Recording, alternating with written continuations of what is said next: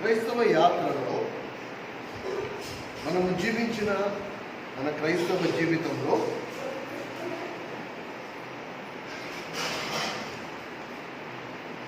మర్చిపోయిన కొన్ని సత్యాలను మరలా జ్ఞాపకం చేయాలని పరిశుద్ధాత్మ జ్ఞాపకం చేశారు, గుర్తు చేశారు.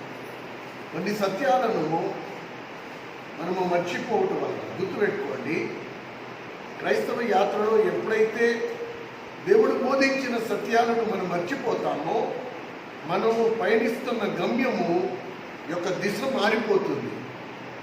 మనం ప్రభువు పాదాల యొద్దకు చేరాలి, అది మన గమ్యస్థానం అయితే జీవం కలిగిన దేవుడు మనకి బోధించిన సత్యాలను మర్చిపోయి మనం ప్రయాణించినప్పుడు ఏమవుతుందంటే మన గమ్యము పక్కకెళ్ళిపోతుంది. మనం చేరాల్సిన చోటకి మనం చేరం. మనం గుర్తుంచుకోవాలి. కనుక నాతో కలిసి మళ్ళా ఒకసారి ఆ సిలువ యొద్దకు తిరిగి వద్దాం. ఏం మర్చిపోయాము మనం? సిలువ దగ్గర మొదలైంది మన ప్రయాణం. ఎక్కడైతే ప్రభు సిలువైపడ్డాడో అక్కడ ప్రభుని నువ్వు నేను కలుసుకుంటివి. ఆ సిలువ దగ్గర పరిశుద్ధాత్మ దేవుడు కొన్ని సత్యాలను బయలుపరిచాడు. ఆ సత్యాలను కాలక్రమేణా క్రైస్తవ యాత్రలో ముందుకు సాగుతున్న కొలది క్రైస్తవ జీవితం అలవాటైపోవటం వలన, దేవుని మందిరానికి రావడం వెళ్ళడం వాడుకైపోవటం వలన ఈ సత్య అనే పునాది మనం మర్చిపోయాం. కనుక మన క్రైస్తవ జీవితం దేని మీద కట్టబడుతుందో ఆ పునాది మర్చిపోయాం. కనుక మనం కట్టుకునే క్రైస్తవ జీవితం పునాది మీద కడుతున్నాము లేక పక్కన కట్టుకుంటున్నాము. ఈ చైతన్యం, ఈ గమనిక, ఈ మెలకుతనం ప్రతి క్రైస్తవుడికి ఉండాలి. అపోస్తుడైన పౌలు ఒక మాటతో మొదలుపెట్టాడు తన పరిచర్య. సిలువైబడిన యేసుక్రీస్తును తప్ప మరి దేని గూర్చి మేము బోధించము. కనుక ఇక్కడ మనం కూడా ఇక్కడి నుంచే మొదలు పెడదాం. మొదటి కొరింథీయులకు రాసిన పత్రిక 1వ అధ్యాయం, కొరింథీయులకు రాసిన మొదటి పత్రిక 1వ అధ్యాయం. కనుక కొంచెం మెలకు కలిగి ప్రతి లేఖనాన్ని మనం గమనించి వేటిని మనం మర్చిపోయామో వాటిని జ్ఞాపకం చేసుకుని పునరాలోచన, దిద్దుబాటు ఎంతైనా మంచిది. మనందరికీ క్షేమం. అది సరిదిద్దుకోవడం అనేది మనందరికీ క్షేమం. లేకపోతే శాశ్వతమైన నష్టాలతో మనం నష్టపోవాల్సిన పరిస్థితి ఏర్పడుతుంది. 23, 24 వచనాలు గమనించగలరు. అయితే మేము సిలువ వేయబడిన క్రీస్తును ప్రకటించుచున్నాము. ఆయన యూదులకు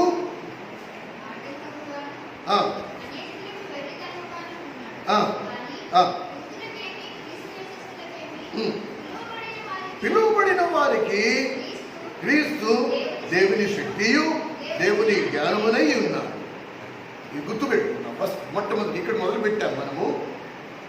కనుక నేడు సిలువను గూర్చిన వార్త అన్ని జనులకు కాదు, చాలా మంది క్రైస్తవులకు కూడా వెరితనంగానే ఉంది. కేవలం అన్ని జనులకు కాదు, క్రైస్తవులకు కూడా వెరితనముగా ఉంది. ఎందుకు నేను చెప్తా? ప్రపంచంలో అనేక మతాలు ఉన్నాయి. కానీ ఏ ఒక్క మతంలో కూడా తమ నాయకుడు, తమ రాజు, తమ దేవుడు ఇంత నిస్సహాయ స్థితిలో ఉన్నట్టుగా మనకి కనబడదు. ఇతర మతాలను మీరు చూడండి, వాళ్ళ దేవుళ్ళు, దేవతలు ఎలా కనబడతారు? సింహాసనం మీద కూర్చునేటట్టు ఉంటారు. ఇతర ఏ మత దేవుళ్ళైనా చూడండి, ఇతర ఏ మత నాయకులైనా చూడండి, ఇతర ఏ మత బోధకులైనా చూడండి, వాళ్ళు ఏ స్థితిలో ఉన్నారండి? సింహాసనం మీద కూర్చునేటట్టుంటారు. కేవలం క్రైస్తవ్యంలో ఎలా ఉందంటే తాము ఆరాధించిన దేవుడు ఒక నిస్సహాయ స్థితిలో సిలువలో వేళ్లాడుతూ తమను తాము కాపాడుకోలేని నిస్సహాయ స్థితిలో కనబడే దేవుడు యేసుక్రీస్తు ప్రభువు ఒక్కడే. అందుకు లోకంలో అనేకుల సిలువను గూర్చిన వార్త వెరితనంగా ఉంది. ఈ దేవుడు ఏం చేయగలడు? సిలువలో తమను తామే కాపాడుకోలేని దేవుడు నిన్నేం కాపాడుతాడు, మన్నేం కాపాడుతాడు?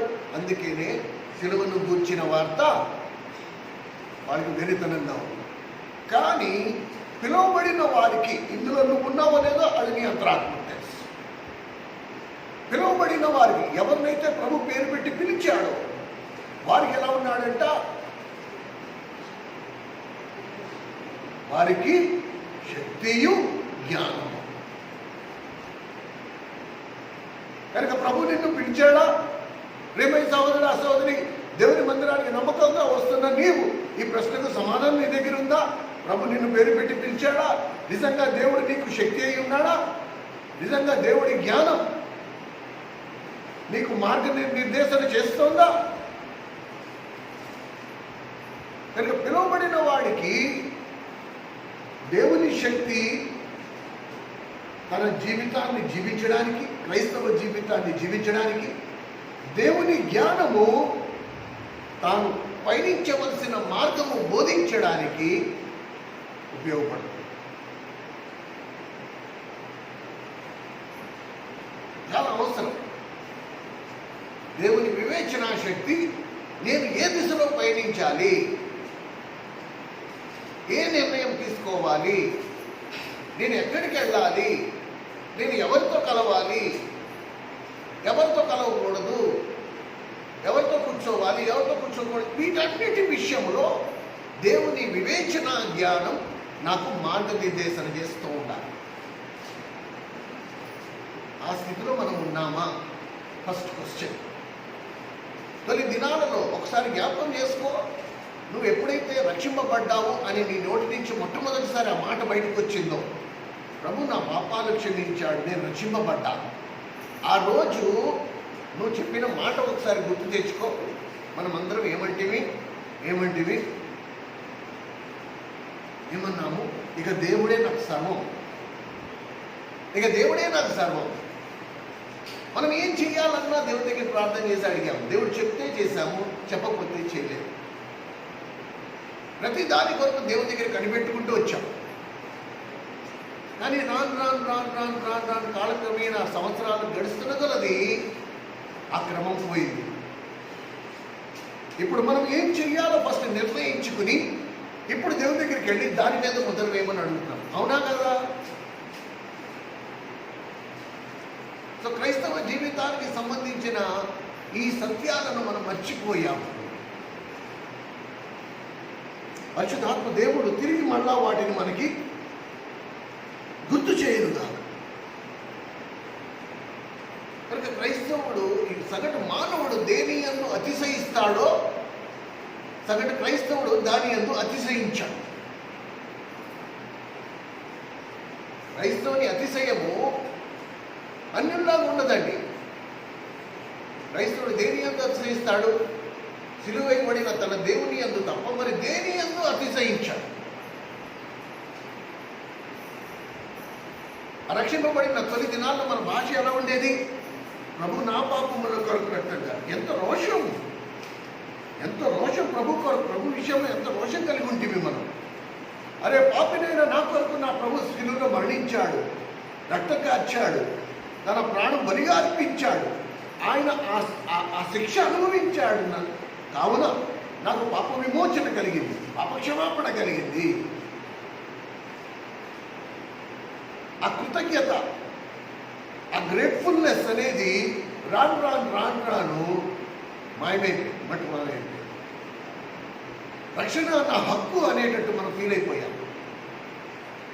ఆ కృతజ్ఞత భావం పోయింది మెల్లిగా. ఏమండి? కనుక దేని యందు క్రైస్తవుడు అతిశయించాలో దాని యందు అతిశయించక తమ కులాన్ని బట్టి, సమాజంలో తమకున్న ఆర్థిక స్థాయిని బట్టి, సమాజంలో తనకున్న సాక్ష్యమును బట్టి అతిశయించడం ప్రారంభించారు. నాకు మంచి సాక్ష్యం ఉంటే దాన్ని బట్టి నేను అతిశయిస్తాను. నాకు మంచి సాక్ష్యం ఉంది అండ్ ఆ సాక్ష్యంకు నేను ఎంత బతుకైనా పోరాడడానికి సిద్ధం. నేను ఆ సాక్ష్యాన్ని పోగొట్టుకోను. కానీ లేఖనం ఏం చెప్తుందో తెలుసా? లేఖనం ఏం చెప్తుందో తెలుసా? ఈ సత్యాలను మనము తప్పిపోవటం వలన అపవాది ఏం చేస్తాడంటే నువ్వు దేని యందు అతిశయించాలో దాన్ని మటుమాయం చేసేస్తాడు, దాన్ని మరుగు చేసేస్తాడు. దేని యందు నువ్వు అతిశయించడానికి అర్హతే లేదో దాని విషయంలో నేను అతిశయపడేటట్టు చేసేస్తాడు. అపోస్తుడైన పౌలు గలతీయులకు రాసిన పత్రిక 6వ అధ్యాయము మీరు గమనిస్తే, అపోస్తుడైన పౌలు గలతీయులకు రాసిన పత్రిక 6వ అధ్యాయములో ఒక మాట సెలవిచ్చాడు. చూడండి, 14వ వచనం, 172వ పేజీ, కొత్త నిబంధనలో 172వ పేజీ. గలతీయులకు రాసిన పత్రిక 6వ అధ్యాయం 14వ వచనం.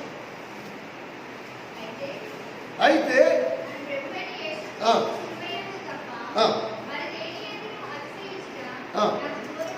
అబ్బా, నువ్వు దేని యందు అతిశయించాలంట? మన ప్రభు అయిన యేసుక్రీస్తు, సిలువ వేయబడిన యేసుక్రీస్తు పట్టి తప్ప మరి దేని విషయంలోనూ నేను అతిశయించకుందునుగా. కనుక సగటు క్రైస్తవుడు అతిశయించే అర్హత ఒకవేళ ఉందంటే దేని విషయంలో అతిశయించాలంట? దేని విషయంలో? ప్రభువైన యేసుక్రీస్తు సిలువ యందు తప్ప మరి దేని యందును అతిశయించుట నాకు దూరం అవునుగా. కనుక నేను ఏ విషయంలో గర్వపడను? ఏ విషయంలో గర్వపడతా? పాపినైన నా కొరకు పాపము లేని నా ప్రభువు సిలువేయబడ్డాడు. ఆ ఒక విషయంలో నేను అతిశయపడ్డాను. మిగతా దేని విషయంలో నేను అతిశయపడ్డానికి అసలు నాకు అర్హతే లేదు. నేను అర్హుడిగా. పోయిన వారం కూడా నేను అదే చెప్పాను. మనకున్న అర్హత ఒకటే, జన్మత కర్మత పాపులము, ఈ పాపములకు వచ్చి జీతము మరణము, అది నిత్యనాశనం నరకం. అది ఒక్కటే నువ్వు అర్హత నీకుంది, నువ్వు కోరుకుంటే. మిగతా ఏవైతే మెరుగైనవి నువ్వు పొందుతున్నావో అది దేవుని మహాకృప. దేవుడికి నీకు ఇవ్వాలని దేవుడికి మనసు పుట్టింది కాబట్టి దేవుడు ఇచ్చాడే కానీ వాటికి నువ్వు నేను అర్హులం కా. మనం కేవలం నరకానికి మాత్రమే పాత్రులం, నరకానికి మాత్రమే అర్హులం.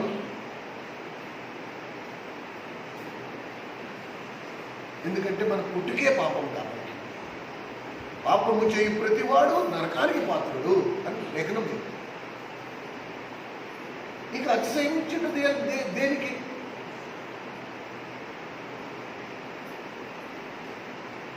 దేవుని దృష్టిలో మనం చిన్న పాపము చేసినా 100 పాపాలు చేసినా మనం పాపుడు జాబితా కిందకి వస్తాం. వాడు 100 పాపాలు చేశాడు, నేను ఒక పాపమే చేశాను కాబట్టి నేను మెరుగైన పాపిని అనుకోవడానికి లేదు. అది బుద్ధిహీనత. పాపివే మెట్టుకు. వాడు ఏ ధోరణిలో ఉన్నాడో నువ్వు అదే ధోరణిలోనే ఉన్నావు. వాడికి నువ్వే మాత్రం భిన్నం కావు. కానీ మన క్రైస్తవ జీవితంలో మనము పాపినే ఒప్పుకుంటున్నాం, కానీ మెరుగైన పాపం. మళ్ళీ పాపములో అతిశయించడం మనం. కానీ పౌలు ఏమంటున్నాడు? అందుకనే ఎంత ఘోరమైన పాపాలు చేశాడంటే పౌలు ఇక తన మనసులో ఉన్న మాట దేవుని ఆత్మ ప్రేరేపణ ద్వారా ఏమంటున్నాడు? సిలువేయబడిన యేసుక్రీస్తును తప్ప బట్టిని తప్ప మరి ఇక దేని విషయంలో నేను అతిశయించడం నాకు దూరమవును కాక.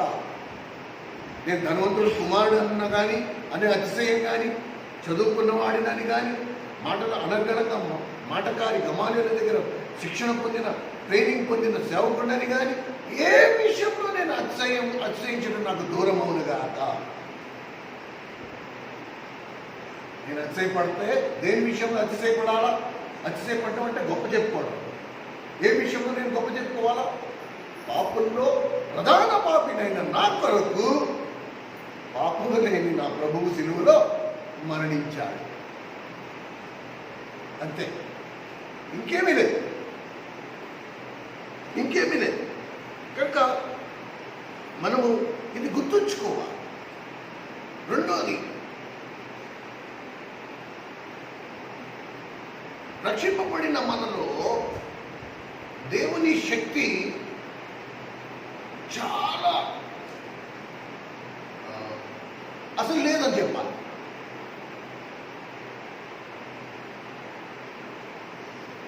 అందుకనే మిమ్మల్ని తిరిగి మళ్ళా వెనక్కి ఎక్కడి నుంచి మనం ప్రయాణం మొదలుపెట్టామో తిరిగి మళ్ళీ అక్కడికి తీసుకెళ్తున్నాం. అందరూ మారమనసు పొందాం, అందరూ బాప్తిస్మాన్ని పొందాం. కానీ బాప్తిజం యొక్క క్రమంలో ప్రభు బాప్తిజం తీసుకున్నప్పుడు ఏం జరిగిందో నేను బాప్తిజం తీసుకున్నప్పుడు అది జరగలే. ఎందుకు జరగలేదు అది కూడా చెప్తాం. జరగలేదనే చింత చిక్కులు కూడా మనకి లేదు. అది చాలా బాధాకరం. దాని విషయంలో అన్వేషణ లేదు, దాని విషయంలో ప్రార్థన కూడా లేదు. దేవుని శక్తి లేకపోవడానికి కారణం ఏంటి?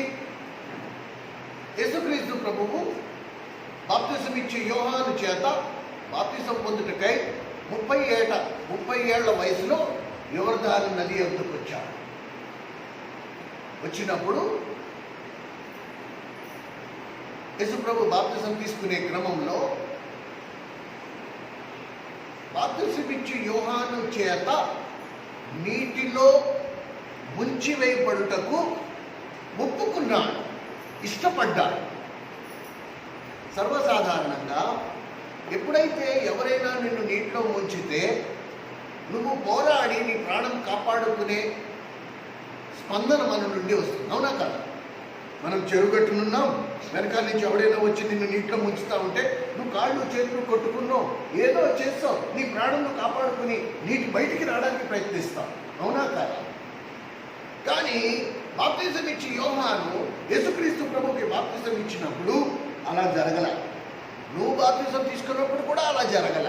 నువ్వు ఇష్టపూర్వకంగా మునిగావు, నువ్వు ఇష్టపూర్వకంగా నీటిలోకి వెళ్ళావు. అది కూడా పూర్తిగా నీటిలో నిన్ను ముంచావు. నువ్వు అసలు కనపడకుండా పూర్తిగా నీటిలో మనుషులు గట్టున నిలబడిన వారు ఎవ్వరికీ కనపడకుండా నిన్ను పూర్తిగా నీటిలో ముంచావు. నువ్వు పూర్తిగా మాయమైపోయావు. యేసు ప్రభు కూడా అలాగే మాయమైపోయాడు. ఈ మాటకు అర్థం ఏంటి?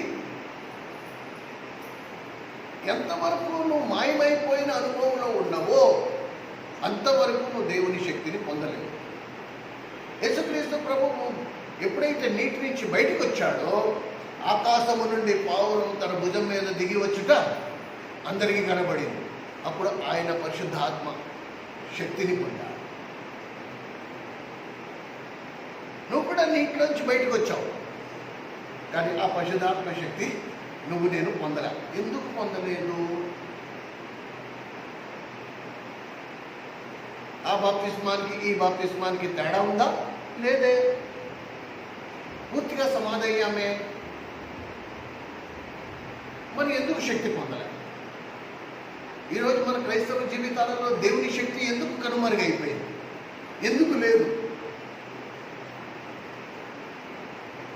ఇది కొంచెం ఆలోచన చేయాలి. మనం దీని విషయంలో కొంచెం విచారించాల్సిందే తప్పదు. ఇప్పుడు ప్రభు తీసుకున్న బాప్తిస్మంలో ఒకవేళ మనం గమనిస్తే తాను దేవుని కుమారుడై ఉండి కూడా తన్ను తాను మరుగుపరుచుకోవడానికి ఇష్టపడ్డాడు.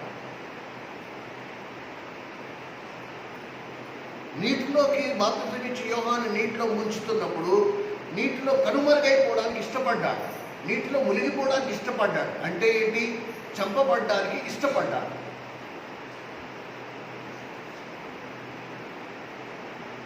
కనుక బాప్తిసం గురించిన మర్మం ఏంటంటే నీ జీవితంలో అలాంటి పరిస్థితి, ఇతరుల చేత త్రొక్కివేయబడే పరిస్థితి,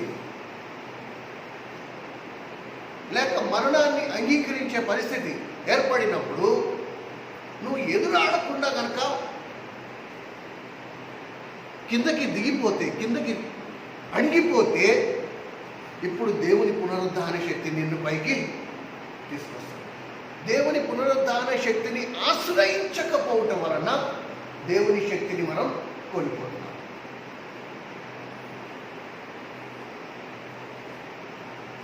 ఎందుకంటే ఆమె ఇష్టపడట్లేదు, ఆ పట్టు వదలడానికి ఇష్టపడట్లేదు. నువ్వు గట్టిగా పట్టుకుని ఉన్నావు, ఆ పట్టు వదిలే మునిగిపో, కిందకి వెళ్ళిపో, పర్వాలా, నీటి కిందకి వెళ్ళిపో, చెరువు మట్టానికి వెళ్ళిపో, పర్వాలా. నీ విశ్వాసం అయి ఉండాలి. ఆ రోజు నీకేం విశ్వాసం ఉంది? అన్నం ఒక్కసారి నీటిలో ముంచి తిరిగి మళ్ళీ నన్ను పైకి తీసుకొస్తాడు. ఒక మనిషి మీద ఉన్నంత విశ్వాసం నీకు దేవుని మీద లేదే. దేవుని శక్తిని ఎందుకు ఆశ్రయించలేకపోతున్నాం? నేను ఇప్పుడు పోరాడకపోతే, నేను ఇప్పుడు ఎదురాడకపోతే, నా హక్కుల గురించి నేను పట్టించుకోకపోతే జనం నన్ను తొక్కేస్తాను. తొక్కేది. నువ్వు ఎప్పుడైతే త్రొక్క వేయబడ్డానికి ఇష్టపడతావో అప్పుడు నువ్వు దేవుని శక్తిని అనుభవించగలవు, దేవుని పునరుద్ధాన శక్తిని అనుభవించగలవు.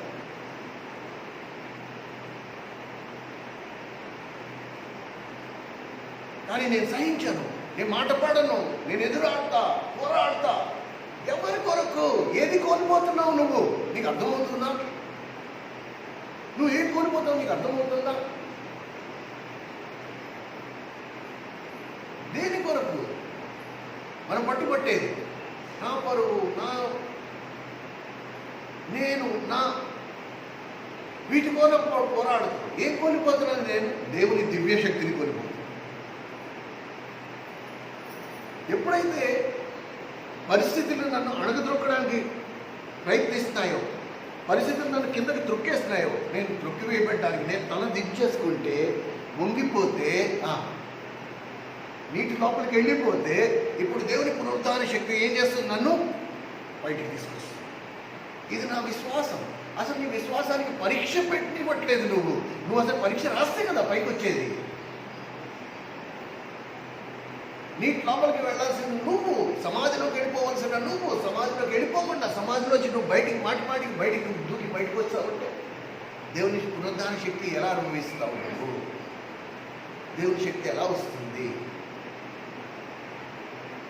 యాకోబు గారు బాప్తిస్మాలు ఇచ్చేటప్పుడు ఈ బారుగా ఉండే ఒక వ్యక్తి బాప్తిస్మం కోసం వచ్చాడు. మిగతా బ్రదర్స్ ఇలా ముంచుతున్నప్పుడు ఎంతవరకు మరి ఆ లోతు, ఎక్కువ లోతు లేదు. ఆ బారులో ఉన్న మనిషి కదా, పూర్తిగా మనిషి మునగలే, ఇంతవరకునే మునిగాడు. ఈ నుదుడు భాగము నీటిలోకి వెళ్ళట్లే. మళ్ళీ పైకి ఇలా లేవనెత్తినప్పుడు యాకోబు గారు అన్నారు, ఆ బ్రదర్ని మళ్ళీ ముంచండి. మరి ముఖ్యంగా ఆ నుదుడు ఈ పై భాగం మీద అస్సలు కనపడద్దు, చాలా ప్రమాదకరం అది అని మళ్ళీ ముంచారు. మునగడం ఒక ఎత్తు, ఆ అనుభవంలో జీవించడం ఇంకొక ఎత్తు. మునగడం అంటే నీకు అన్న బ్రదర్స్ ఇద్దరు నన్ను పైకి తీసుకొచ్చేస్తారు, నీకు భయం లేదు, ఈజీయా నేను కూడా బాప్తిసం, అందుకని అందరూ మేము కూడా బాప్తిసం తీసుకుంటాం, మేము కూడా బాప్తిసం తీసుకుంటాం అని ముందుకు వస్తూ ఉంటారు. నిజంగా సాధారణ దూతలు ఇద్దరు నుంచుని క్రూరమైన మీసాలు పెట్టుకుని బాప్తిసం ఇస్తాను నీకు, నేను ఇక్కడే నీటిలో సమాధి చేస్తా ఉంటే ఎంతమంది బాప్తిస్మా తీసుకుంటారు? ఒక్కడు ముందుకి రాడు. నిన్ను నీటిలో సమాధి చేయబోతున్నాను ఈరోజు దా అనేటప్పటికి పరుగు ఒక్కొక్కడు. ప్రతివాడు నేను బాప్తిసం తీసుకోవడానికి ఎందుకు ముందుకు వచ్చేస్తున్నాడు? అన్నం ఇలా ముంచి తీస్తాడంతే, ఏం లేదు, ఏమవ్వదు, గట్టిగా ముక్కు పట్టుకో అంటాడు. ముక్కు కూడా ఆ నీళ్లు కూడా ముక్కులోకి వెళ్ళవు, నోట్లోకి వెళ్ళవు, చక్కగా ఇలా ముంచి తీసేస్తాడు. కానీ ముంచిన అనుభవంలోనూ కొనసాగడం అనేది బాప్తిసం యొక్క పరమార్థం.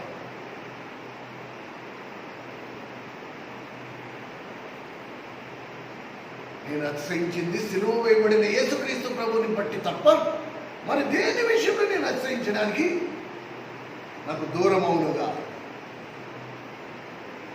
కనుక దేవుని శక్తి నా జీవితంలో అనుభవించలేకపోవడానికి కారణం ఏంటంటే నేను ఆ బాప్తిసం పరమార్థం పూర్తిగా నేను అర్థం చేసుకోవాలి. ఇది మనము గమనించాలి. కనుమరుగైపోయే అనుభవం, కనుమరుగైపోయే జీవితం తెర వెనుకలు ఉండే జీవితం. బాప్తిసం అనే మాటకు అర్థం ఏంటి?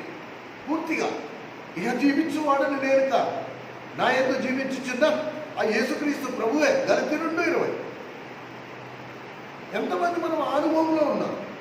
మనల్ని మనం కనుమరుగు చేసుకుని, మనల్ని మనం మరుగుపరిచేసుకుని, మనలో ఉండే క్రీస్తుని ప్రత్యక్షపరిచాం. ఆ అనుభవంలో, ప్రత్యక్షపరిచిన అనుభవంలో ఉన్న క్రైస్తవులు ఎంతమంది ఉన్నాం మనం? అందుకే దేవుని శక్తి కనుమరుగు, దేవుని శక్తి లేదు.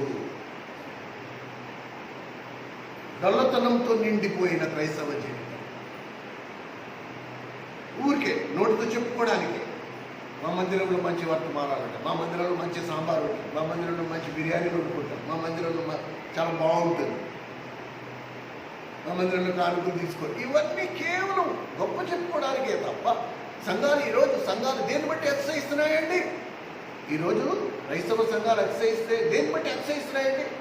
మా మందిరంలో 1000 మంది అండి, 1000 మంది విశ్వాసులు, మా మందిరానికి ఇన్ని బ్రాంచీలు ఉన్నాయి, మా మందిరంలో ఆరాధన అంటే ఒక రేంజ్లో ఉంటుందండి, ఒక మాదిరిగా ఉండదండి.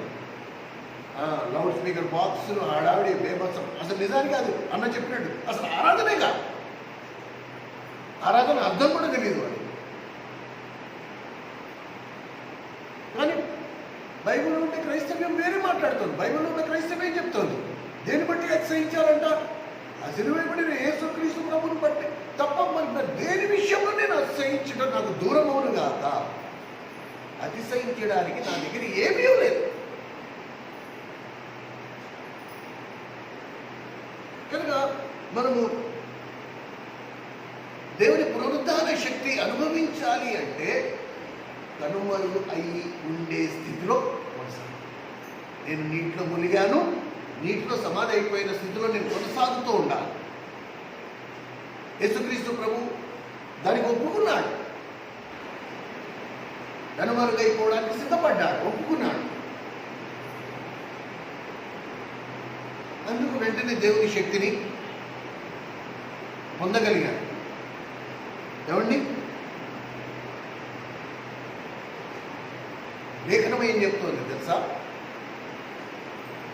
మత్తయి సువార్త 7వ అధ్యాయము 14వ వచనంలో, ఆ మార్గము ఇరుకును, ఆ ద్వారము సంకుచితమై ఉన్నది, ఆ మార్గం కనుగొని వారు కొందరు. కనుక ఇప్పుడు ఆ ద్వారంలో ప్రవేశించాలంటే నువ్వేమైపోవాలి? సూతి బెజ్జంలో దూరాలంటే నువ్వేమైపోవాలి? నలుసు కింద మారాలి. సూది బెజ్జంలో నువ్వు నేను దూరగలమా? సూది బెజ్జంలో నువ్వు నేను దూరగలమా? మనం దూరలేము. మనం సూది బెజ్జం నుంచి దూరాలంటే ఏమన్నాడు? ఒంటలో సూది బెజ్జంలో దూరట కంటే ధనవంతుడు దేవుని రాజ్యంలో ప్రవేశించిన అసాధ్యం, ఇంపాసిబుల్. ఇంత పెద్ద ఒంటరి సూది బెజ్జంలో దూరడం అనే మాటకు అర్థమేంటి? ఎందుకు అలా అన్నాడు అంటే ఒంటరి అంత చిన్నదైపోవడానికి ఇష్టపడుతుంది.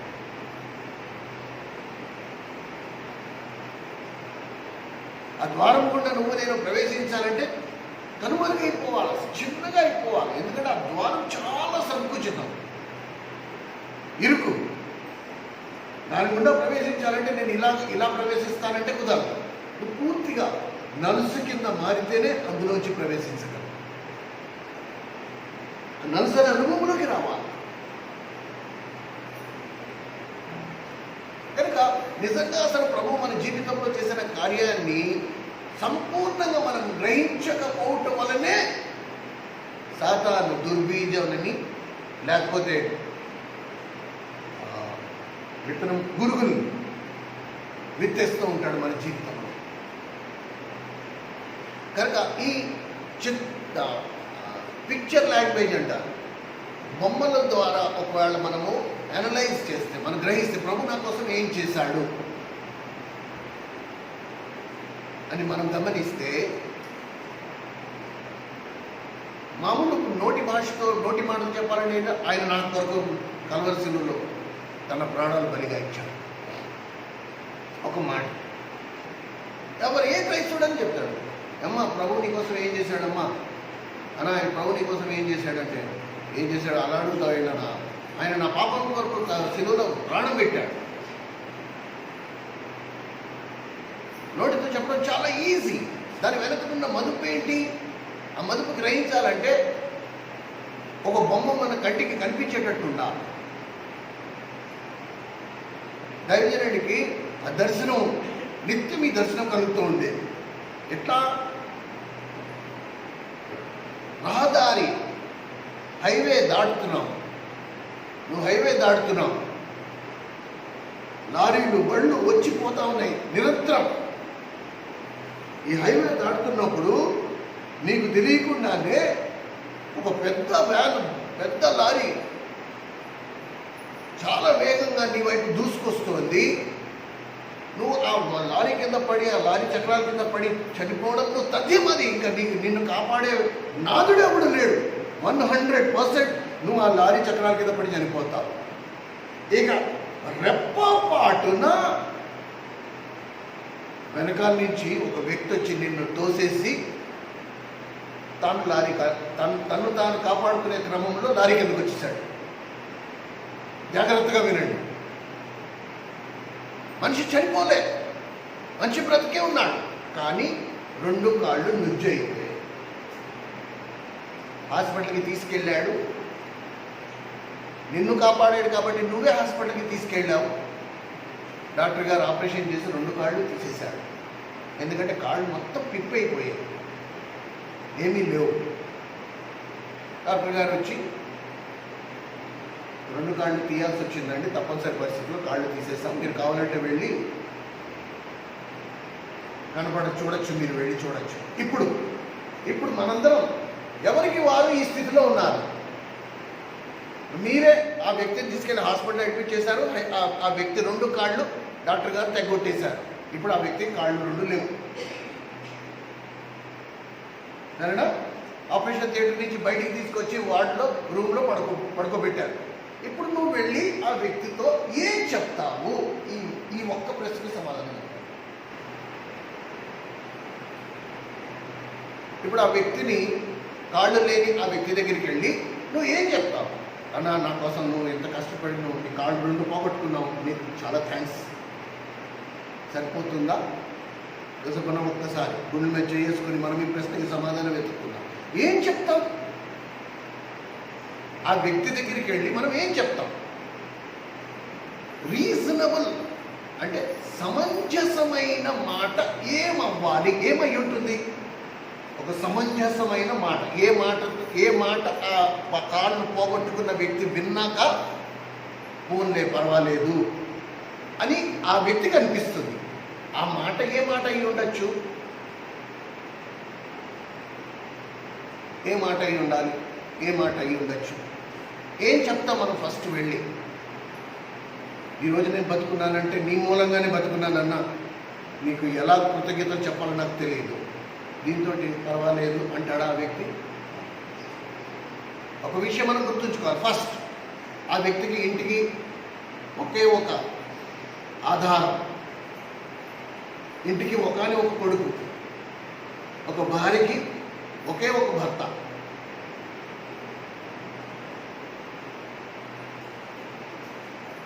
ఇంటికి సంపాదించి తీసుకొచ్చే వ్యక్తి యొక్క 2 కాళ్ళు పోయాయి కేవలం నిన్ను కాపాడ్డాడు.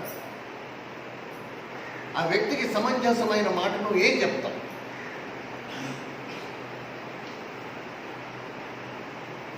నన్ను కాపాడడానికి నేను 2 కాళ్ళు పోయాయి కాబట్టి ఇక నీ కంఠంలో ప్రాణం ఉన్నంత వరకు నేను నీ కాళ్ళై ఉంటా. నువ్వు ఎక్కడికి తీసుకెళ్ళమంటే అక్కడ తీసుకెళ్తా, నేను చచ్చేంత వరకు. నా మూలంగా నీ కాళ్ళు పోగొట్టుకున్నావు కాబట్టి ఇక నా మిగిలిన జీవితం నేను నీ కాళ్ళై ఉంటా. నా మూలంగా నీ జీవనోపాయాన్ని నువ్వు కోల్పోయావు. ఇప్పుడు కాళ్ళు లేని పక్షంలో నువ్వు పని చేసుకోలేవు, నువ్వు వెళ్ళి ఉద్యోగం చేయలేవు, నీకు జీతం రాదు. కాబట్టి జీవితకాలము నీ కుటుంబాన్ని నేను పోషించే బాధ్యత నేను తీసుకుంటా. ఇంతేకాదు 24 గంటల్లో 7 రోజుల్లో 365 రోజుల్లో నువ్వు ఎప్పుడు ఫోన్ చేసి నన్ను రమ్మంటే నా జీవితంలో అత్యంత ముఖ్యమైన పని కూడా నేను చేస్తుండగా నీ ఫోన్ వచ్చిందంటే నేను ఆ పని వదులుకుని పరిగెత్తుకుంటూ నీ దగ్గరికి వస్తా. ఈ మాట విన్నాక ఎలా ఏమంటాడు?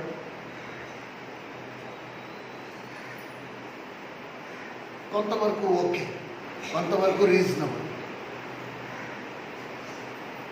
అన్ని సందులు కవర్ చేశాం మనం ఇంచుమించు. పోయిన కాళ్ళు అయితే నేను తీసుకురాలేను కాబట్టి నీకు నేను కాళ్ళు అయిపోతా. నువ్వు ఎక్కడికి తీసుకెళ్ళమంటే అక్కడికి తీసుకెళ్తా. నీ కుటుంబాన్ని నువ్వు పోషించుకునే స్తోమత కోల్పోయావు కాబట్టి నీ కుటుంబాన్ని నేను పోషిస్తా. దాని విషయంలో కూడా నువ్వు బాధపడాల్సిన అవసరం లేదు. అంతేకాదు నీకు ఏ కోరిక ఉన్నా సరే 24 గంటలు ఏ సమయంలో నేను అంత ముఖ్యమైన పనిలో ఉన్నా సరే నువ్వు ఫోన్ చేస్తే మాత్రం నేను వెంటనే వదిలేసి ఉన్నట్టుగా వదిలేసి, నీకంటే ముఖ్యం నాది ఏది లేదు, ఈరోజు నేను బతుకున్నానంటే నీ మూలంగా బతుకున్నాను కాబట్టి నేను వెంటనే వస్తాను. ఈ 3 విషయాలు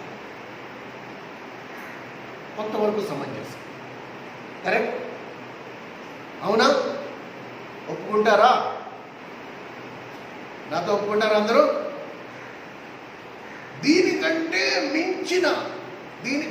మించిన పని ఈ వ్యక్తి కేవలం కాళ్ళు పోగొట్టుకున్నాడు. ప్రభు అయితే తన ప్రాణమే పోగొట్టుకున్నాడు. అలాంటి ప్రభుకి నువ్వేమంటావు? దశభాగాలు ఇస్తానా? ఆదివారం వీలైతే వస్తానా, లేకపోతే మానేస్తావా?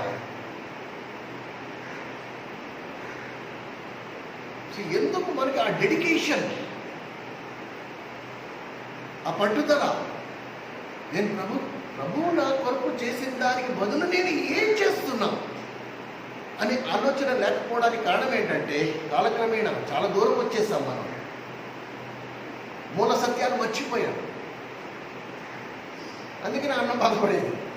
ఉదయం పశుధాత్ముడు ఆ వేదనతో వాక్యం వర్తమానం విడుదల చేస్తాడు. ఏంటా అనుకున్నా, ఇదే మూల సత్యాలు మర్చిపోయాము. ప్రభు చేసిన మర్యాదం తేలిక చులకనైపోయింది. ఇప్పుడు అలవాటు అయిపోయింది. ప్రభు నా పాపం చెప్పు. కనుక సిలువ దగ్గర జరిగిన సంగతులు ఏంటవి? ఒక వ్యక్తి కాళ్ళు పోగొట్టుకుంటేనే నువ్వు నీ జీవితాన్ని రాసిచ్చేస్తున్నావే, అలాంటిది జీవము కలిగిన దేవుడు తన ప్రాణాలే కోల్పోయాడు. ఎలా ఉండాలా మనం? మన క్రైస్తవ్యంలో ఎంత నాణ్యత ఉండాలా? దేవుని విషయంలో ఎంత పట్టుదల ఉండాలా మనకి? అది ఎక్కడికి వచ్చేసింది? సేవకులు బతిమానుకునే స్థితిలోకి వచ్చేసింది. అమ్మ ఆదివారం మందిరం మానుకోకమ్మా, రామమ్మ, వాక్యం వినమ్మా అని మందిరానికి వచ్చి మన మందిరానికి వచ్చేవాళ్ళు ఎలా ఫీల్ అయిపోతున్నారు? నేను ఏదో సంఘాన్ని ఉద్ధరిస్తున్నాను అనిపిస్తుంది అన్నట్టుగా ఫీల్ అయిపోతుంది.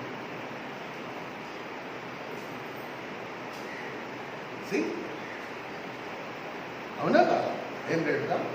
కరెక్టా కాదా? చెప్పు. ఒక మనిషి త్యాగం చేస్తేనే అత్యంత తక్కువలో తక్కువ ఉన్నాయి నువ్వు నేను చేయగలిగేది.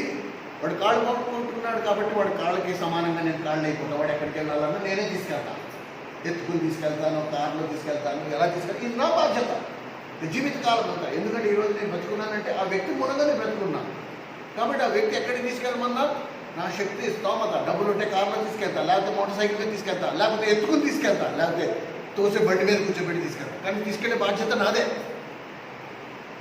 నా మూలంగా జీవనోపాయం కోల్పోయాడు కాబట్టి ఆ కుటుంబాన్ని పోషించే బాధ్యత కూడా నాదే. అంతేకాదు నా కోసం తన స్వేచ్ఛ కోల్పోయాడు కాబట్టి తన స్వేచ్ఛకు బాధ్యత కూడా నాదే. ఇది తక్కువలో తక్కువ నేను చేయగలిగాను, తక్కువలో తక్కువ నేను చేయగలిగాను. కొంతవరకు సమంజసం, పూర్తిగా కాదు. ఎందుకంటే కాళ్ళకి బదులు కాళ్ళు మనం ఎలాగ తీసుకురాలి? అలాంటి నిజం కలిగిన దేవునితో మనం పెట్టే బేరాలేంటి? నేను దశభాగాలు వేసేసాను. ఆదివారం నేను దేవుని మందిరానికి వచ్చి దండం పెట్టేసుకున్నాను. పాస్టర్ గారికి మిగతా విశ్వాసులందరికీ ప్రైజ్ రాడు చెప్పేశా. బాబోయ్, ఆ దేవుని కొరకు ఎంత చేసేసానో నేను. అందుకనే పౌల మాట అన్నాడు, నేను ప్రభువుని బట్టి ప్రభువుని తప్ప మరి దేని విషయం నేను అతిశయించుట నాకు దూరం. ఇది మనము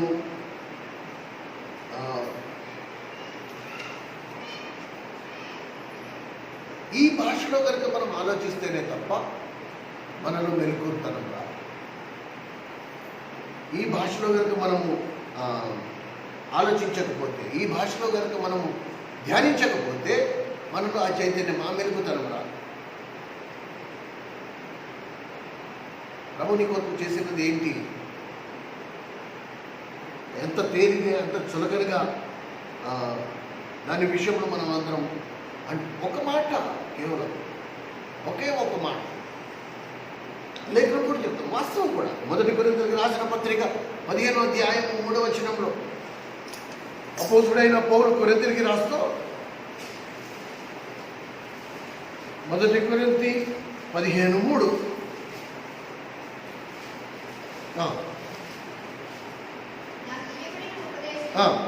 మొదట మీకును అప్పగించి తిని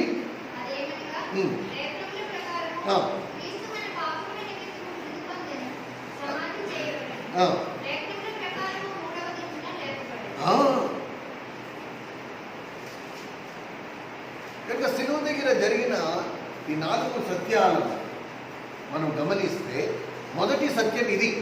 1 కొరింథీ 15:3 మొదటి సత్యం ఏం చెప్తుంది?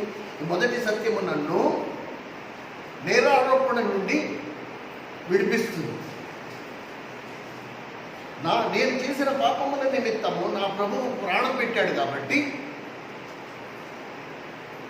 నా పాపాలు క్షమించబడ్డాయి కనుక ఇక మీదట నేను పాపిగా గుర్తించబడను. So I'm free of condemnation.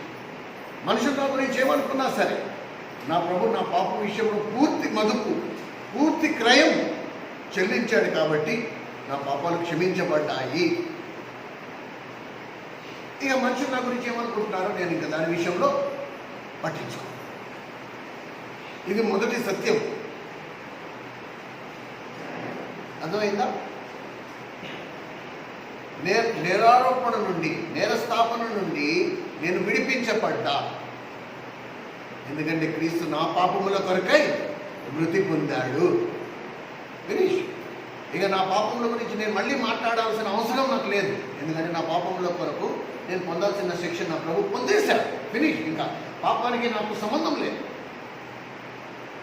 రెండోది, రోమీయులకు రాసిన పత్రిక 6వ అధ్యాయం 3వ వచనం.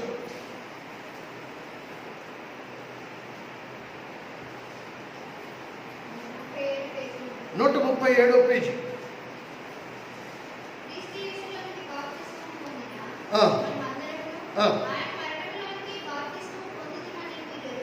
చూడండి, ఈ మాట నీటి బాప్తిజం గురించి గుర్తుంటుంది, కానీ అసలు వాస్తవంగా నీ జీవితంలో జరిగిన సందర్భం ఏంటి? వాస్తవంగా నీ జీవితంలో జరిగిన కార్యం ఏంటి? క్రీస్తు యేసునందు నువ్వు నేను బాప్తిజం తీసుకున్నామే, ఆ బాప్తిజము క్రీస్తు యేసు మరణములో కూడా మనం బాప్తిజం పొందితిమి. అంటే ప్రభుతో పాటు నీవు నేను కూడా మరణించాము. ఈ సంగతి సగటు క్రైస్తవుడు అంగీకరించట్లేదు. అందుకనే దేవుని శక్తిని అనుభవించలేని పరిస్థితి. ఎందుకలాగా? 6వ వచనాన్ని చదవండి. ఏమనగా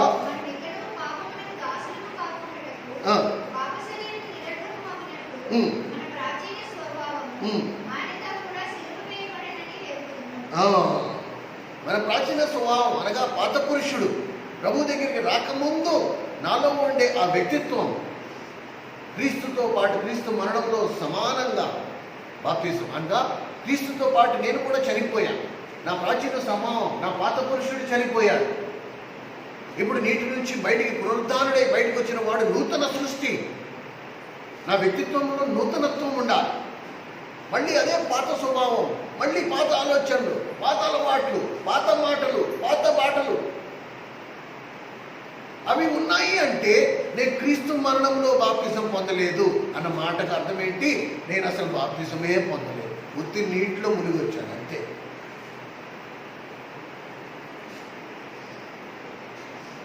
నా పాత పురుషుడు ఇంకా బ్రతికే ఉన్నాడు. నేను నిజంగా క్రీస్తు మరణంలో కనుక బాప్తిజం పొంది ఉంటే నా పాత పురుషుడు ప్రభుతో పాటు సమాధి అయిపోయేవాడు. ఇప్పటికీ పాత పురుషుడు బ్రతికున్నాడంటే నేను బాప్తిజం తీసుకోలే, ఉత్తి నీళ్ళలో మునిగి బయటకు వచ్చాను అంతే. 95% క్రైస్తవులు ఇదే ప్రభావం, ఇదే అనుభవంలో ఉన్నారు. లేఖనాలు సత్యం, లేఖనం స్పష్టం. నువ్వు బాప్తిజం తీసుకుంటే నీ ప్రాచీన పురుషుడు, నీ పాత పురుషుడు, నీలో ఉండే పాత వ్యక్తిత్వం పూర్తిగా చనిపోనే స్థితిలో ఉండాలి. అలా లేదు అంటే నీ బాప్తిజం అర్థమే లేదు, మీనింగ్లెస్. నువ్వు క్రీస్తు మరణంలో బాప్తిజం పొందలే. ఆ అనుభవంలో ఉన్న వారికి ఉన్న ఆశీర్వాదం ఏంటి? ఈ సత్యము నన్ను పాప దాసోహము నుండి స్వతంత్రుడిగా చేసింది. ఇక నేను పాపానికి దాసుడిని కాను. పాపం ఎలా పనిచేస్తుంది? పాపం ఒక యజమానురాలుగా పనిచేస్తుంది. పాపం ఎలా పనిచేస్తుంది? కోపగించే పరిస్థితుల్లో నువ్వు రెచ్చిపో అంటుంది. నువ్వు రెచ్చిపో. ఇక నువ్వు రెచ్చిపోయావనుకో నువ్వు ఆ పాపానికి దాసుడవు. నువ్వు అది చెప్పినట్టు నువ్వు చేయాల్సింది. కానీ నువ్వు క్రీస్తు మరణంలో బాప్తిజం పొందిన అనుభవంలో ఉంటే, అసలు నేను బ్రతికుంటే కదా రెచ్చిపోవడానికి. నేను ప్రభుతో సమాధి చేయబడిన అనుభవంలో ఉన్నాను. ఇక నాలో ప్రభు జీవిస్తున్నాడు కనుక నేను అసలు రెచ్చిపోవాల్సిన అవసరమే లేదు. ఈ సమయంలో ఎవడు నన్ను చంపడానికి ప్రయత్నిస్తాడో నేను ఇష్టపూర్వకంగా చనిపోతా. అప్పుడు దేవుని పునరుద్ధాన శక్తి నన్ను ఏం చేస్తుంది? పైకి లేవనెత్తుతుంది, బయటికి తీసుకొస్తుంది. ఇప్పుడు నాలో దేవుని శక్తి కనబడుతుంది. ఎదుటి వారికి, నా మీద దాడి చేసిన వారికి దేవుడి శక్తి కనబడుతుంది. ఇప్పుడు వాడు నా కళ్ళు పెట్టి చూడటం భయపడిపోతాడు, ఉడికిపోతాడు. సాతాను ప్రభువుని చూడగానే, యేసు మమ్మల్ని నాశనం చేయడానికి వచ్చావు విలువిల్ల. అప్పటి వరకు దేవుని మందిరంలో తిష్ట వేసుకుని కూర్చున్న సాతాను, దెయ్యం పట్టిన వాడు ఏమంటున్నాడు? యేసు మాతో నీకేం పని? మమ్మల్ని ఇక్కడ కూడా ఉండనివ్వా? మేము ఎక్కడుంటే అక్కడికి వచ్చి మమ్మల్ని తరివేస్తావా? ఏది ఇవాళ అలా లేదే. ఇవాళ అలా లేదు. పాపము చేసిన వాడు దేవుని మందిరంలోకి వస్తే గజగజ ఉడికిపోతాడంట. ఏది ఇవాళ అలా లేదే. సునాయాసంగా వచ్చి వెళ్ళిపోతున్నాం. కారణం ఏంటి? దేవుని శక్తి లేదు. ఎందుకు లేదు అంటే క్రీస్తు మరణంలో సమానమైన అనుభవం, క్రీస్తు మరణంలో బాప్తిజం పొందిన అనుభవం. నా పాత పురుషుడు ఇంకా బ్రతికే ఉన్నాడు. దా బస్తి మీద సవాల్ చూసుకుందాం, దా నువ్వెంతంటే నువ్వెంత. ఆ ఎదురాడే స్వభావం, ఆ ఎదురాడే లక్షణం, ఇది సాతాను. ఇది సాతాను.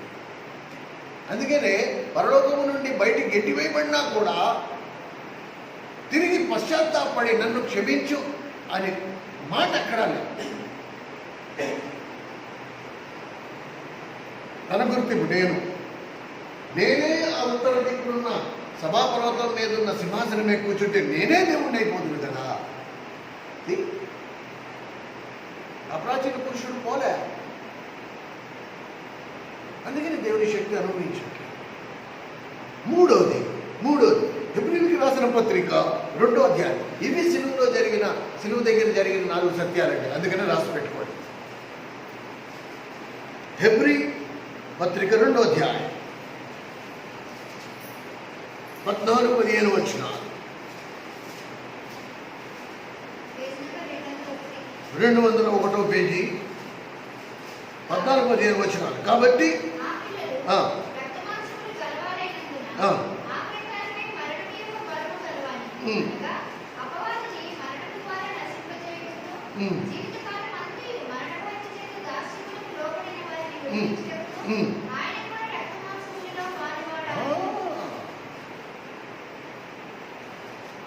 మూడో గొప్ప ఆశీర్వాదం ఏంటంటే, అందరికీ సాతానంటే భయం. మనకి ఏదైనా నష్టం చేసేస్తాడేమో, మన కుటుంబంలో ఏదైనా నష్టం కలుగు చేస్తాడేమో. కానీ వాస్తవంగా లేఖనం ప్రకారం లేఖనం ఏం చెప్తోంది? అసలు మనమంటే సాతానికి భయమై ఉండాలి. ఆ భయం నుండి శాశ్వతంగా విడిపించు. మూడో సత్యము నన్ను మరణ భయం నుండి శాశ్వతంగా విడిపించేసి ఇక భయం లేదు.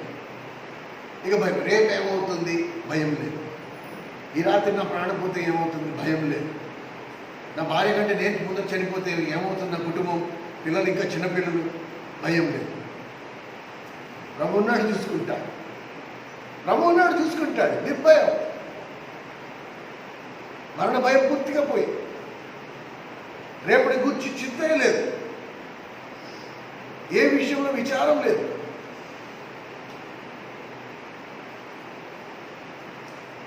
ఎందుకంటే నా ప్రభువు కూడా నాలాగే రక్తమాంసంలో పాలివాడై మృత్యువుని జయించాడు. ఎలా? తను తాను అప్పగించుకుంటున్న కలిగి ప్రతి పరిస్థితిలో ప్రభు తను తాను అప్పగించుకుంటూ వచ్చాడు.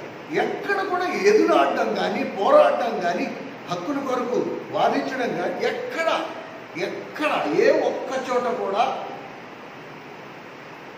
ఎదురాడలేదు. ప్రతి చోట కనుమరు. ఇది రహస్యం. ఏమండి? 4వది గలతీయులకు రాసిన పత్రిక 3వ అధ్యాయం.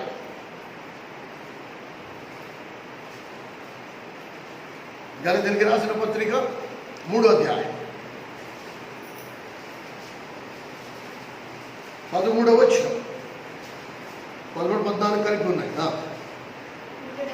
ఆత్మను గూర్చిన వాగ్దానము 169వ పేజీ.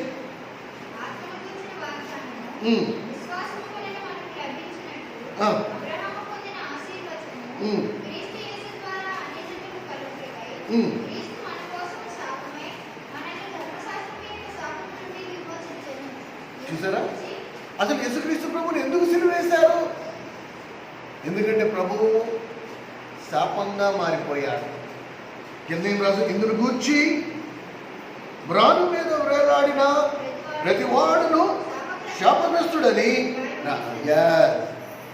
ప్రభువు శాపంగా మారిపోయాడు.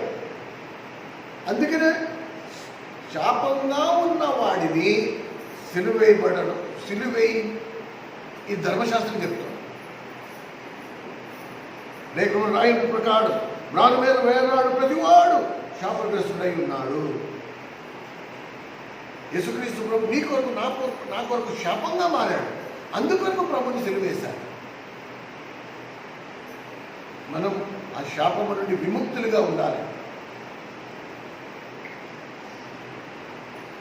2వ భాగంలో అబ్రహాము పొందిన వాగ్దానం మనకి కలుగు చేయడానికి, శాపము నుండి విడిపించడమే కాదు, అబ్రహాము పొందిన ఆ వాగ్దానం అది నీకు నాకు కలిగినట్లు తాను శాపంగా మారాడు. ఇప్పుడు అబ్రహాము పొందిన వాగ్దానం ఏంటి? ఏ వాగ్దానం గురించి మాట్లాడుతున్నాడు?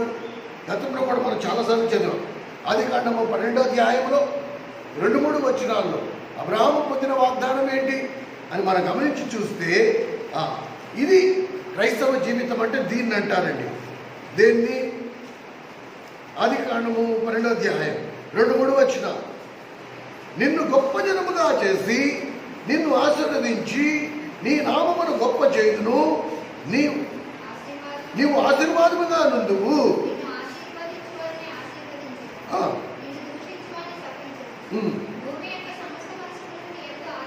భూమి యందు సమస్త వంశములు నీ వలన ఆశీర్వదించబడును. ఇది క్రైస్తవ జీవితం. ఇక్కడ కర్తాంతంలో ఉన్నన్ని రోజులు కూడా నేను ఇదే బోధించాను. ఒక క్రైస్తవ కుటుంబం ఒక వాడకట్టులో ఉంది అంటే ఆ క్రైస్తవ కుటుంబం వలన ఆ వాడకట్టు మొత్తం ఆశీర్వదింపబడాలి. ఎలాంటి ఆశీర్వాదము? ఆ కుటుంబమును బట్టి ఆ వాడకట్లో అనేకులు దేవుని దగ్గరికి రావాలి. వీళ్ళు పిలిస్తే కాదు, వీళ్ళని చూసి, వీళ్ళ కుటుంబాన్ని చూసి, వీళ్ళ ఇంటిని చూసి, వీళ్ళ ఇంట్లో ఉన్న సమాధానాన్ని చూసి, వీళ్ళ ఇంట్లో ఉన్న దేవుని మహిమను చూసి, వీళ్ళలో ఉన్న క్రీస్తుని చూసి ఇది ఆశీర్వాదం. నిన్ను బట్టి అన్యజనులు ఆశీర్వదింపబడ్డాడు. చీకట్లో ఉన్నవారు వెలుగులోకి రానండి. దేవుడు నిన్ను ఈ లోకానికి వెలుగుగా మార్చాడు. కొత్త నిబంధనలో ఉన్న వాగ్దానం అది. అలా జరగకపోవడానికి కారణం ఏంటి? దేవుని శక్తి లేదు. ఈ క్రైస్తవ యాత్రలో ఈ మూల సత్యాలు మర్చిపోయాం. టేక్ ఇట్ ఫర్ గ్రాంటెడ్గా. ఇన్ని రోజులు లేవేంటి? మనం ఇప్పుడు బాగా ఎదిగిపోయాం. ఇప్పుడు క్రైస్తవ్యంలో మనం ఎదిగిపోయాం కాబట్టి మూల సత్యాలు విడిచిపెట్టేశాం. నేను దేని విషయంలో అతిశయపడే అధికారం ఉంది? ప్రభువుని బట్టి తప్ప మరి దేని విషయంలో నేను అతిశయపడడానికి నేను అతిశయపడడానికి వీలు లేదు. పాపినైనా నా కొరకు పాపము లేని నా ప్రభువు ప్రాణం పెట్టాడు. దినేష్, ఆ ఒకటే నేను అతిశయపడా. నా ప్రభు నన్ను ఎంత ప్రేమించాడంటే పాపినైనా నా కొరకు తన ప్రాణం పెట్టేశాడు. అదే నా గొప్పతనం.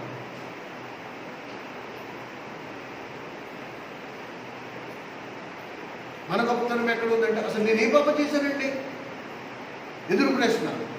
అసలు నేనేం పాపం చేశాను? అసలు పుట్టడమే పాపం అంటుంటే నేనేం పాపం చేశానంటాం? కనుక ఈ మూల సత్యాలను ఎప్పుడు మర్చిపోవద్దు. అది నిన్ను దీనుడిగా ఉంచుతుంది, నిన్ను తగ్గించి ఉంచుతుంది. అలా నువ్వు కొనసాగుట వలన, అలా కనిపెట్టుకున్నట్టు వలన దేవుని దగ్గర మాట్లాడి ప్రభు నువ్వు బాప్తిసం పొందితే పైనుండి పరిశుద్ధాత్మ శక్తి నీలోకి ప్రవేశించింది, నాలో ప్రవేశించరా. కనుక నన్ను నీ ఆత్మతో నింపు, నన్ను నీ శక్తితో నింపు. నేను మాట్లాడితే దేవుని శక్తి, దాంట్లో మాటలో దేవుని శక్తి ఉండాలి. పోయిన వారు కూడా చెప్పారు, నువ్వు సువార్త చేసే ప్రయోజనం ఏంటి? శక్తి లేకుండా అవి వట్టి మాటలు. నీ నోట్ల నుంచి నువ్వు మైక్ పెట్టుకో, బోర పెట్టుకో, గొంతు చించారు. నీ మాటలో దేవుని శక్తి లేకపోతే అది ఎదుర్కొండా వినే మనిషి కాదు కదా, పక్క నుంచి వెళ్తున్న కుక్క కూడా పని వినపడదు. You need power. నీకు దేవుని శక్తి అవసరం.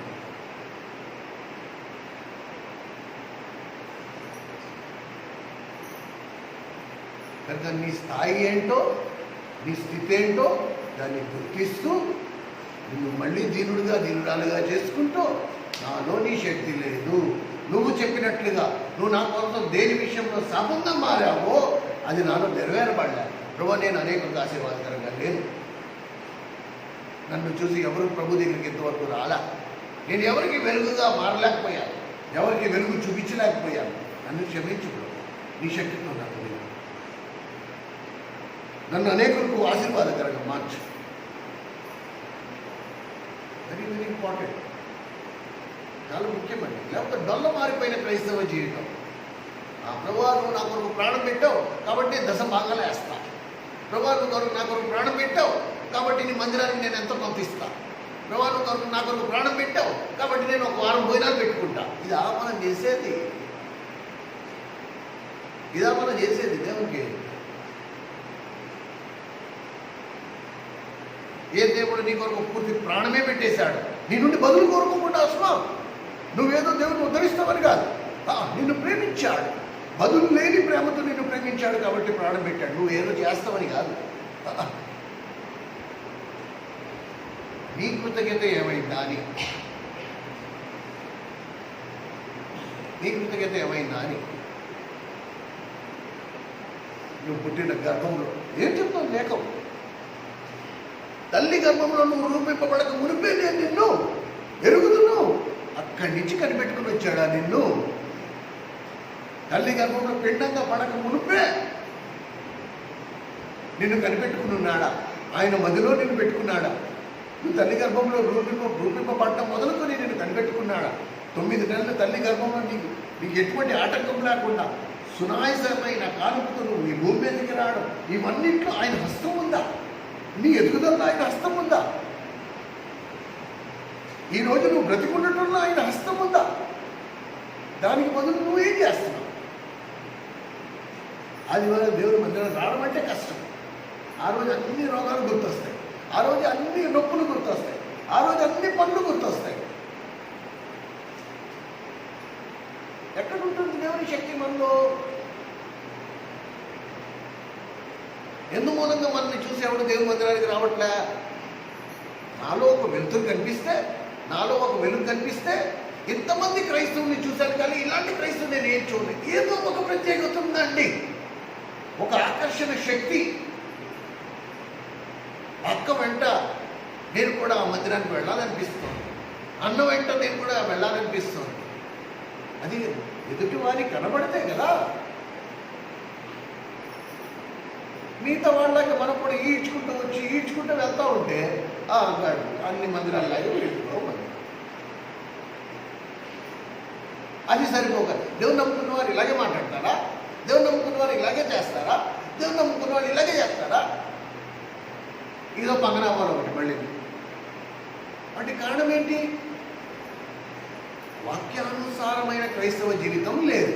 అన్యులతో అన్యులుగా సమానంగా పోటీ పడ్డాం. ప్రభువులాగా అప్పగించుకునే, లోబడే స్వభావం లేకపోవడం, హక్కుల కొరకు పోరాడడం. అందుకనే దేవుని శక్తి లేదు. అందుకని దేవుని శక్తి యశుప్రభు పూర్తిగా నీటిలో మునిగాడు. తన ఆధిపత్యం, తన ఔన్నత్యం, తనకున్న సమస్తాన్ని వదిలేసుకోవడానికి ఇష్టపడ్డాడు.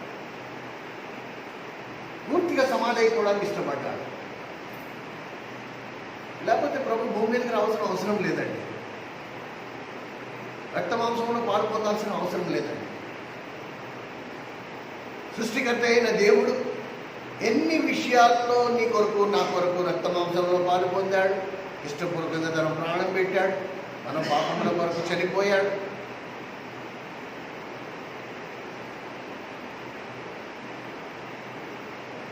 పరిశుద్ధాత్మ దేవుడు ఈ సత్యాలను మన హృదయాల మీద శాశ్వతంగా ముద్రించిందా? మన క్రైస్తవ జీవితం, మన అస్తిత్వాన్ని గుర్తించి, మన ఉనికిని మనం గుర్తించుకోవాలి. మనం ఏమై ఉన్నాము.